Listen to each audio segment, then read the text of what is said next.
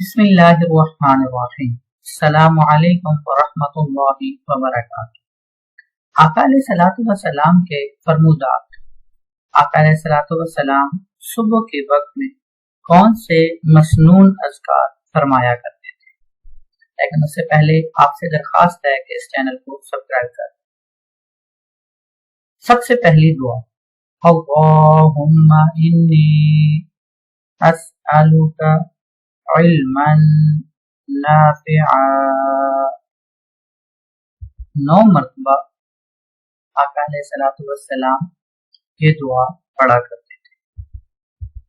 Number 2، سبحان اللہ العظیم وبحمدہ۔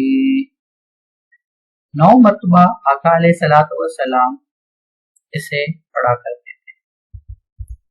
Number 3، لا الہ الا اللہ وحدہ لا شریک لہ لہ الملک۔